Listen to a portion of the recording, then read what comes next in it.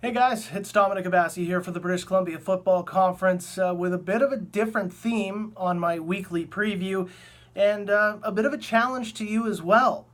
I'm quite frankly a little bit sick of hypothesizing about these standings because they're so tight, they're not really clearing it up at all, and at the end of the day, it's going to come down to week number 10, and we can really start to dissect it going into that week 10 weekend because then we'll know exactly who needs to do what to finish where and get some clarity finally on this crazy season.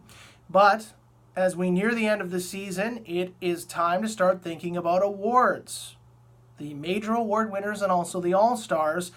I figured I would take a look at just a couple of the awards and some of the top performers that we're seeing this season and who might get their names on some hardware this year. Now, I will start with a disclaimer, and this is important here. I live in Nanaimo. I have 2 young children, and I only see the teams which travel here to play the Raiders. So obviously I've seen all the Raiders home games. I haven't seen the Valley Huskers yet because that is who the Raiders will host in week 10. And again, I have 2 young children, so watching game film is not very high on my priority list, unfortunately. So you have to keep that in mind.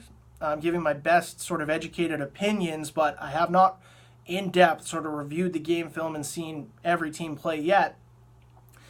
But also, I should let you know that the people who pick the awards, who vote on them, are quite often in the same boat as me, where they're basing their opinions off of the stat sheet and who is sort of top in their category. Statistically speaking, that weighs a lot into the decision-making process here, which is where I have a challenge to you. I want to see you guys get in on the comments here. Comment down below. I don't care if you're a player on a team, if you're a fan, if you're a coach, if you're a league executive, whatever you are. If you have an opinion and you care about your favorite team or your favorite player, weigh in the comments here and tell me who you think the All-Stars and the major award winners should be. If you think that the stats are way off base and we should be looking at somebody a little bit farther down or different in the list.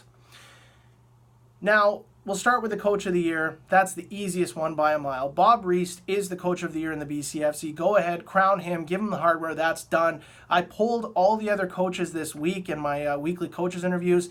It was a unanimous decision. In fact, I think it was Shane Beatty who said, if Bob doesn't win, the whole thing's a joke. So you can go ahead and close the book on that one. And if you think contrary, I would love to hear your clearly insane and wrong argument on that one. Now, I won't touch on all the awards, and I won't touch on the lineman awards here, and I have to apologize to my Hoggies for that. You know I love my Hoggies. I love my guys in the trenches, but that is a very difficult award to choose, and we have to rely on the coaches who see these guys compete, watch the game film, break it down, and again, that's where I'd like to rely on you, some of the players or the fans, to weigh in and say, hey, that guy, he's a great lineman. I hated playing against him, or my guy on the other side of the line, for me, he's the best in the league. He deserves it. Weigh in. Let us know. I'd love to hear that kind of feedback. Now, outstanding offensive player, and this is kind of the league MVP award in a lot of ways as well. Brandon Poulin, Anthony Dick, Julian Whitting, that trio from the Valley Huskers are all in the conversation for Offensive Player of the Year.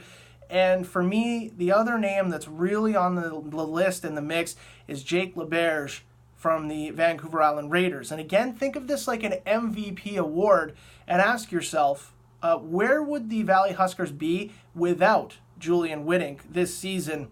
I think that's a pretty easy answer, and I think is a big clue into who could be a top runner, a front runner, and a candidate to win that Offensive Player of the Year award.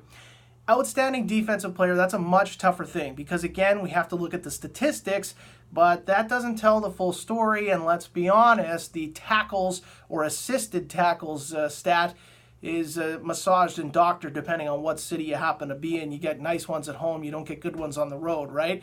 So, I mean, if you look statistically, Dawson Davis out of Valley is the league leader in defensive points. He has more tackles than anyone, and his point total is huge. But again, I don't know, is that the only measure? Guy Van McNally Hardesty from the Vancouver Island Raiders and Tyler Going from the Okanagan Sun. They are both solid choices for me. They're right up 1 and 2 in the league in interceptions. McNally Hardesty, one of the best corners in this league. I don't think too many people would argue that. So you can't go wrong with either of those guys as well. Personally, for me, I'm a huge fan of the way that Connor Richard plays football, the linebacker from the Sun. He was the outstanding linebacker in the league last year. I love the way that kid plays football and competes, and he is in the mix for that award, in my opinion, as well. Now, again, not going to get into every category today, but as I said, let's make this a comment generator. I'd love to hear what you think about it, who your picks are for some of the awards, or who you think needs to be an all-star this season. Get that in the mix, because the guys and girls who do the voting will probably read those comments, and it might help maybe bump a guy up or bump a guy down, depending on how the fans and maybe other players in the league react to that as well. As for this weekend, you know the routine.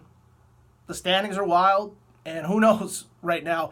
Teams need to win. Some teams badly need to win, like the West Shore Rebels, to earn a spot, and other teams like the Sun just have to win out at home in their first place. The Raiders and the Rams are going to go head-to-head. There's a lot of more drama still this weekend, but again, I've touched on that for about 6 straight weeks now. Games go Saturday at 3 o'clock and 4 o'clock, and then Sunday at 1 o'clock. All the action at bcfctv.com.